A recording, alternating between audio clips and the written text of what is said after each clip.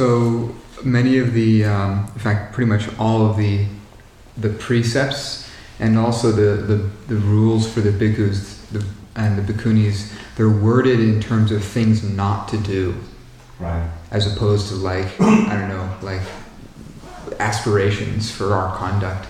Right. Why is that? Well, I mean, one of the there's a difference between Dhamma and Vinaya.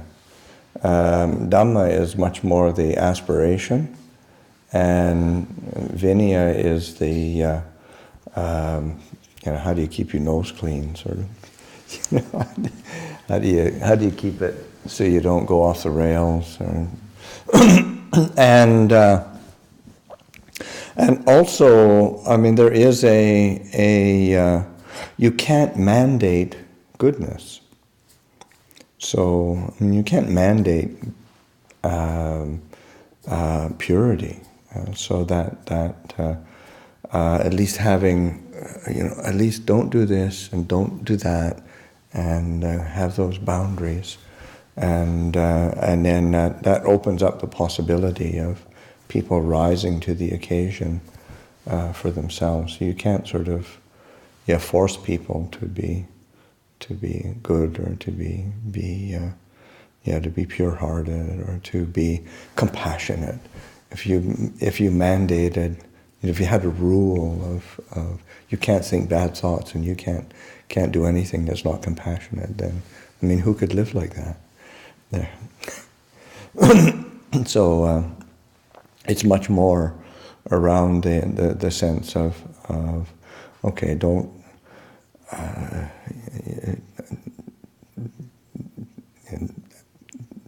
hit each other, don't argue, so things like that. So it's much more keeping a foundation that one can sow the seeds of that goodness and that purity.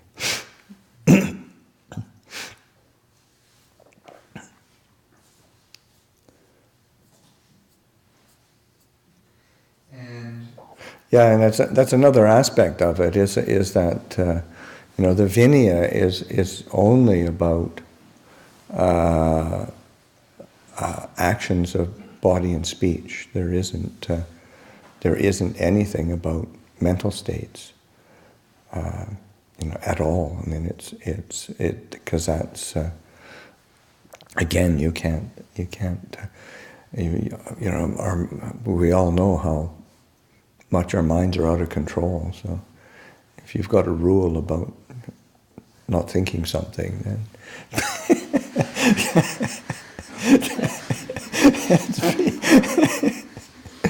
you're not feeling a particular way. I mean, it's just you can imagine what it do. Just really screw people up. So can you talk a little bit about the different methods that the Sangha uses, what the Vinaya provides for having the monks keep rules? Like, is there any punishment, or how does that work? Well, there's not. I mean, generally it's not a punitive system. In the same way that you can't mandate people to be good, you can't beat them into submission either. So, and that's not the. Once you've got a certain standard, a comprehensive standard, like the Vinaya, which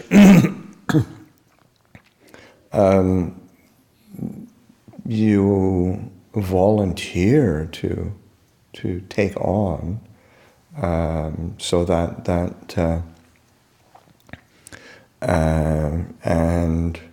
and particularly the way Ajahn Chah and good monasteries tend to do it, that there is a period of training ahead of time, so that you actually know what you're getting yourself in for, and so that you can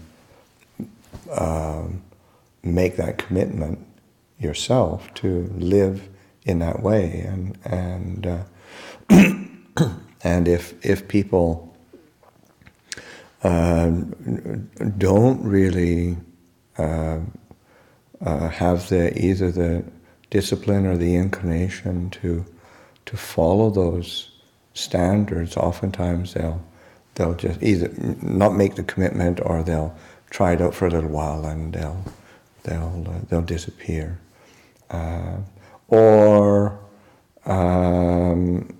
they'll they just find themselves either uncomfortable within themselves or at odds with others, because their kind of commitment to keeping standards of conduct and standards of training behavior are quite different from the standards that are upheld in the Vinaya and by the community. So it's kind of a self-selecting system, and on a certain, that's quite beautiful, because again, you can't really make people live by these rules. I mean, it's a life of renunciation. It's a life of simplicity and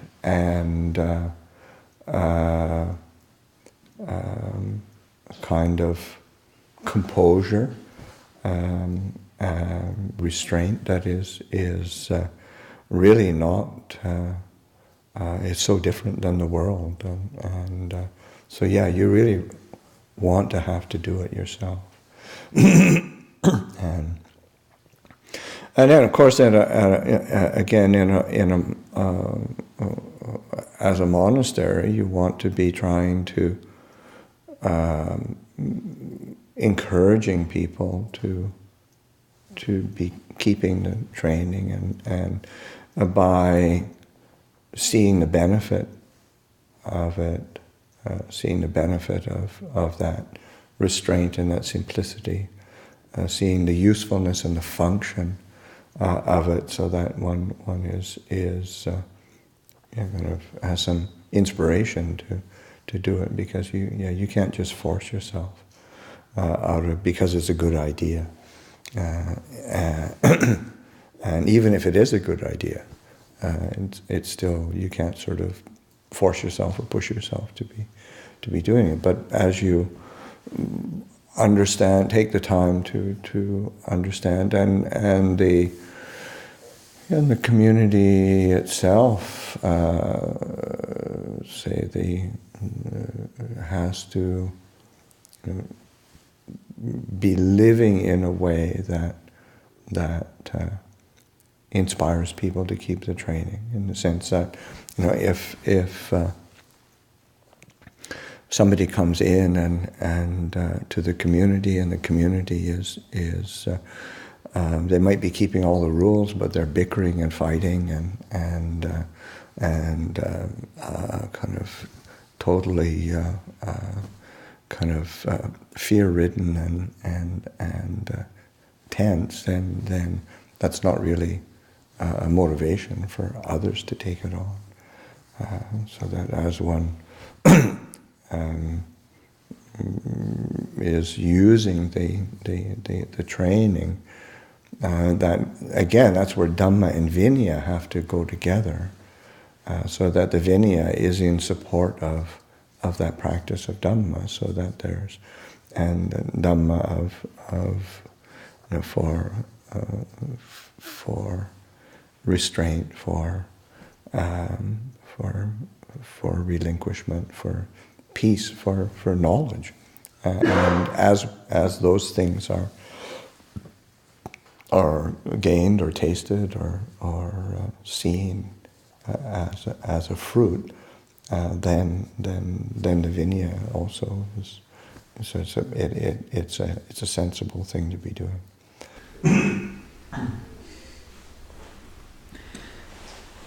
I think I can speak for many of us, certainly myself, that even on the best of days, that, it's not always, we can't always keep all the rules perfectly, even when we're trying our hardest. And so, like, the Vinaya provides like a few different ways, probably foremost among them confession for this. And so can you talk about the role of confession and maybe some of the other methods for rectifying or coming to terms with offenses? Yeah, well, I think that's the certainly the main one of the main ways of recognizing that one there's just so many rules. I mean, it's one you can't. It's hard to keep them all in mind all at the same time, and two, there's and also recognizing that there's minor rules and major rules, and some of the minor rules are it's easy to fall into an offense, but then it's not that spirit of confession is a spirit of renewal. So that sense of renewing one's own commitment, and like during the confession is do you see that as an offense? You confess the offense, and you see that, and say, yes, I see that. I'll try to make amends, and it's sort of so that it's giving us the opportunity to see it and make that determination, and so that as one takes take on that recognition of say rules or sort of like boundaries and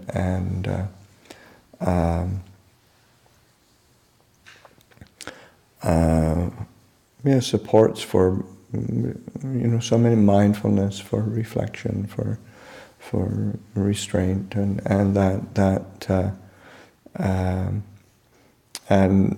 having that even when one recognizes that, oh, okay, I missed the boat on that one.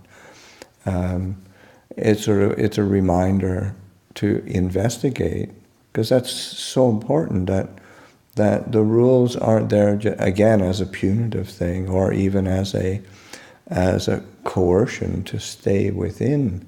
They're tools to be able to turn back attention and investigate what was the mental state that led me to what was the volition in the mind. Sajjan Chah makes a strong point of that sila, whether it's for the lay community or for the monastic community, it's a tool for understanding volition, and volition is where we create kamma.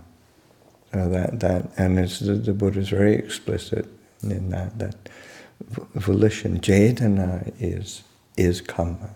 So that as we having those sort of boundaries and those rules and those standards, where when we transgress something or we do something that is either brought to our attention by somebody else or brought to attention our through our own recollection, then it's important to be going back and say, well, what was the intention there? What was the volition? What was moving my mind? And that's how one learns and is able to free oneself from that habit of creating kamma. It's like there's suttas where the Buddha takes the same template as the Four Noble Truths and applies it to to kamma, so that there is kamma, there's the origin of kamma, there's the cessation of kamma, there's the path leading to cessation of kamma, so that it's equated with the cessation of dukkha.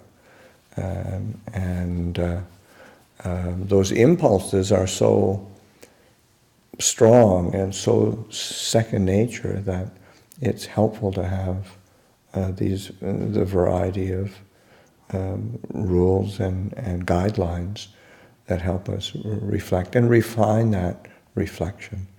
I'd say, so recognizing how these the Dhamma and Vinaya are not separate things. They work together in the same way that as one is more and more grounded in Dhamma, especially in terms of relinquishment and self-effacement,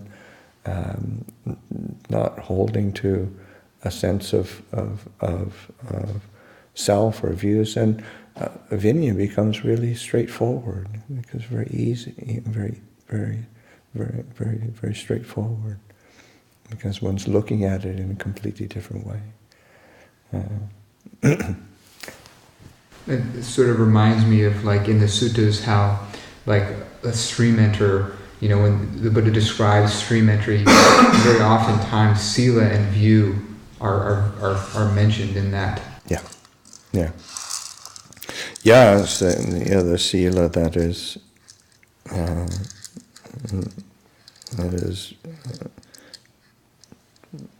are cherished by the noble ones. So that that sense of the this is a noble way of establishing oneself in conduct, and it becomes second nature. It's not as if it's and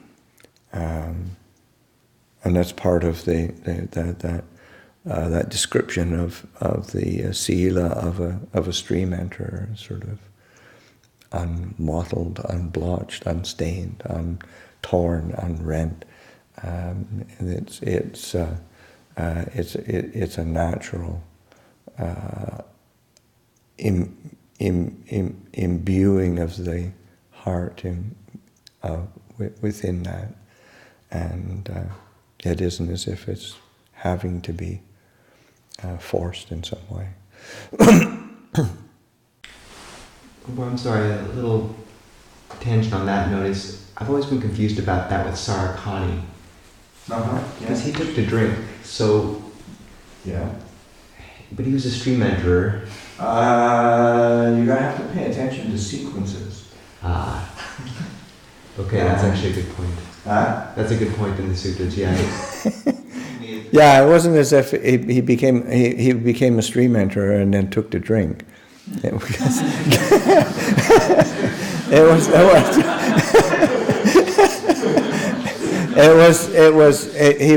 was this person who was known for drinking and being a carouser, who then got faith in the Buddha and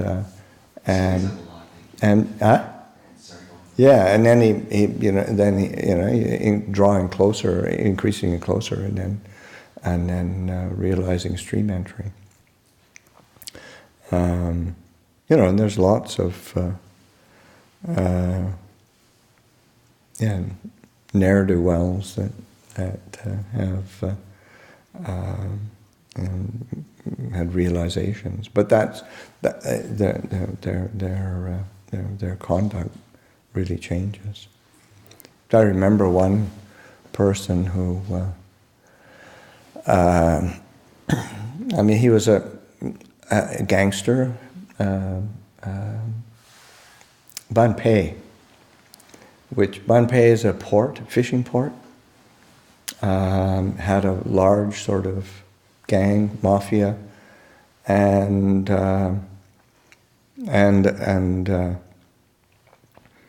he got faith in Ajahn Chah, got faith in Dhamma, got faith in Ajahn Chah, and he went and stayed. The teacher, he was Ajahn Narong at Banpei. He went to see him first, and Ajahn Narong quite wisely said, "Oh, this is beyond my pay level." And I said, "I'll take you to Ajahn Chah." And he stayed at Ajahn Chah had him stay underneath his kuti, and just took him under his wing, and he stayed there for a week or 2 weeks, and just lots and lots of discussions, and then just looking after Ajahn Chah. And this is a serious gangster. I mean, it's lots and lots of his own murders that he himself committed, as well as his gang, and then holding control of all of his business interests in a fishing port. That's pretty rough. And he went back and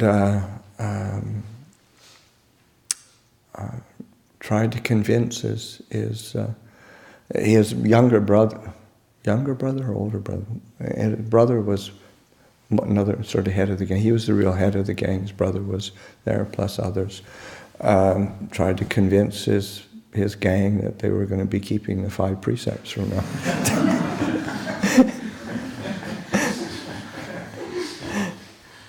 It was met with skepticism.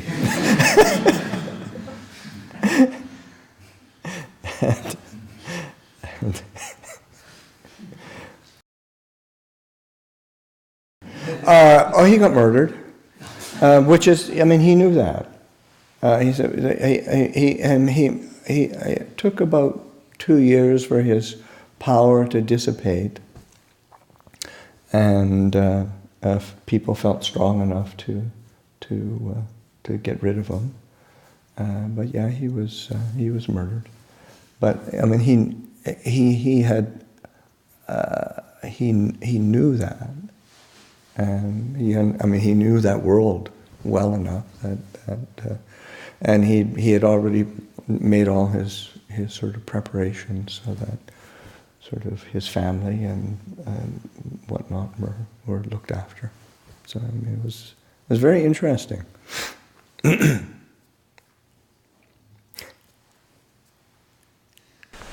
A phrase that you used in the other day was skillfully adding to an unpredictable situation, and I thought that was it's very interesting, very curious, and of course that's what you've been talking about here. But could you continue, like maybe, like that kind of that clarity of conduct and view, like how that frees one to contribute skillfully to an uncertain situation?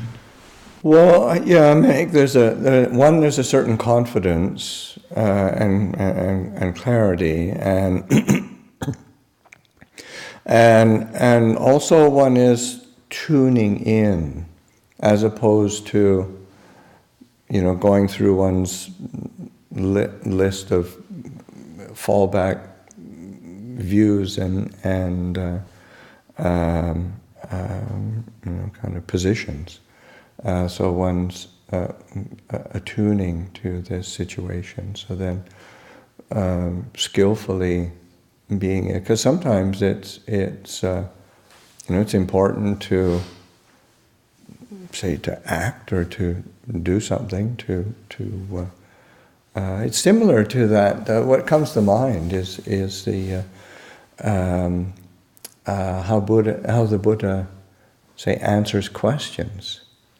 That's a really good. There's certain questions that are. It's appropriate to give a categorical answer. Sometimes it's appropriate to ask a counter question. Sometimes it's important to clarify Sometimes it's important to just not answer, just not deal with it. So that similarly in situations where, sometimes it's important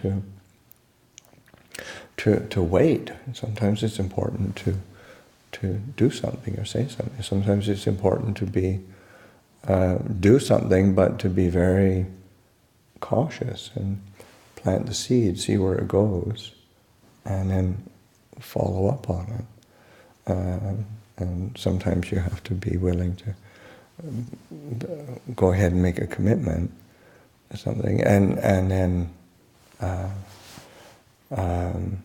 and sometimes you need to be ready to pull back as well. But still, it takes more than just a tentative nudge.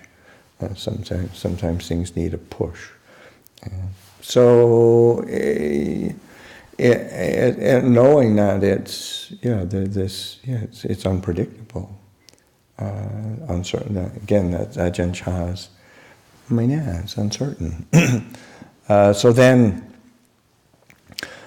but there is a trust in this Dhamma Vinaya, and you see just over and over again that it works.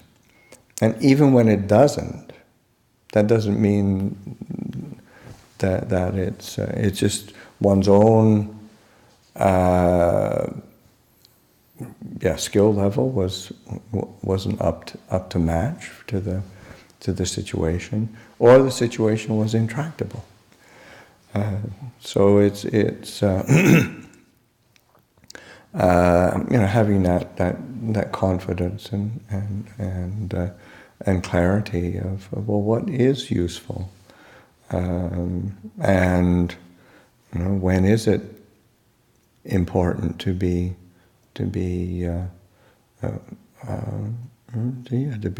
forceful, or to be to push something, and when is it important to wait or hold back, or be willing to watch and gather more information. Because sometimes that makes us uneasy. In that I just want to do something. And sometimes, let's just watch this for a bit, see where this goes, and then you get a bit more clarity of what might be more useful. So part of it is that that skillfulness is also there's a certain intuition and experience that's helpful, but a certain trust in the Dhamma.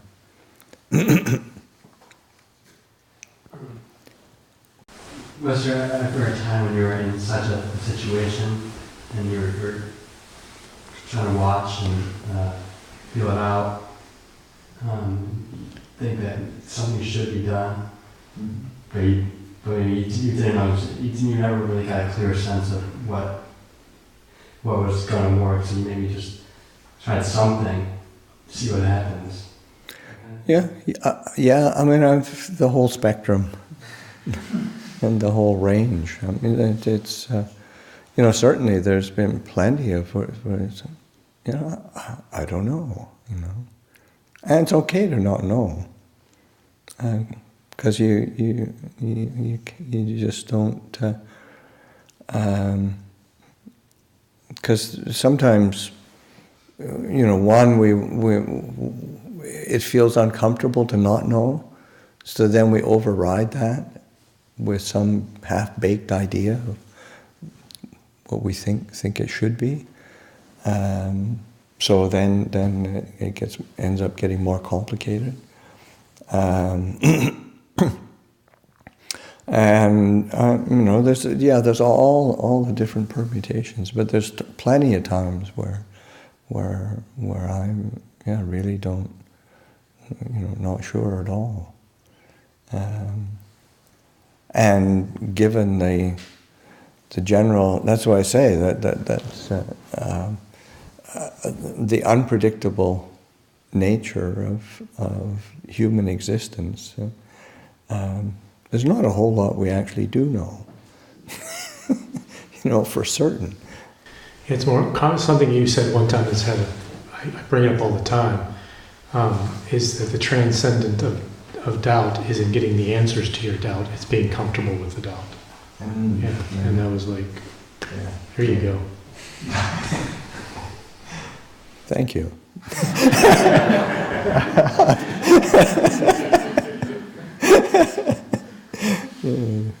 Sometimes it's good to remember what I said.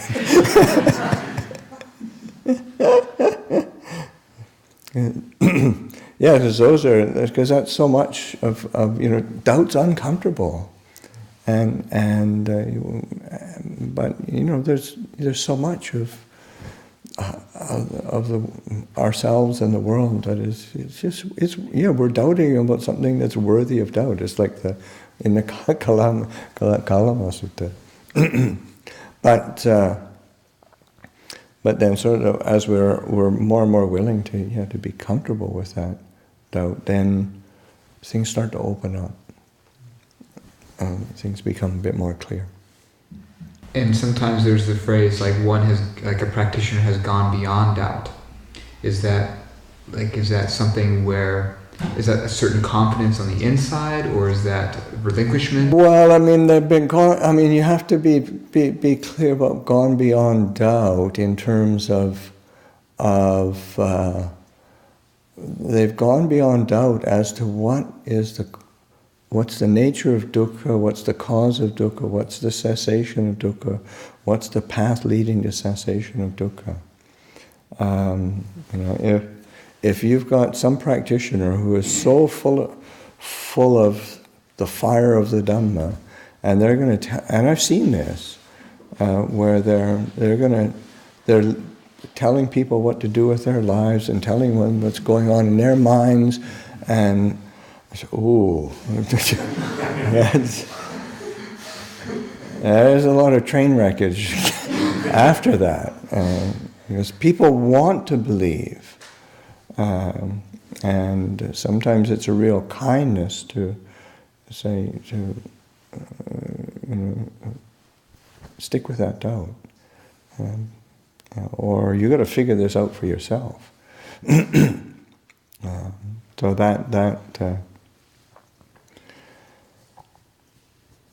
I've seen, Ajahn Chah was incredibly charismatic and incredibly clear, but he was also very cautious about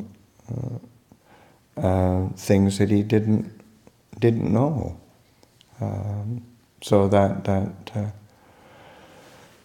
was one time where in his community where one of the monks was accused of a heavy offense, and he was, and it was huge. I mean, the lay people were split. The police were because it was turning into this huge conflict locally, and then it was kind of police, government officials, and then they get Ajahn Chah, you've got to come and sort this out. You've got to fix this, and so he went, and he got up on the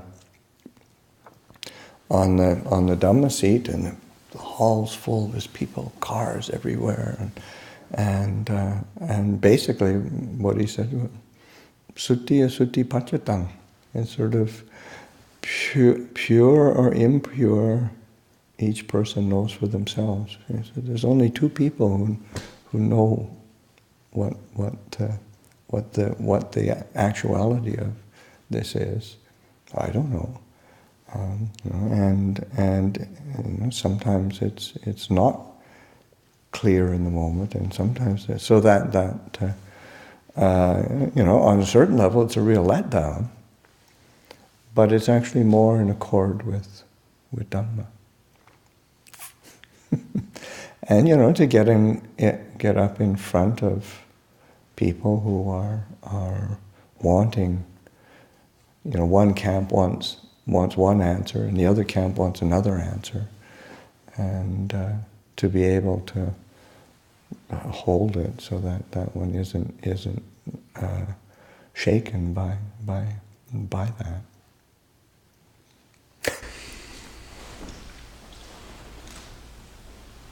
Okay.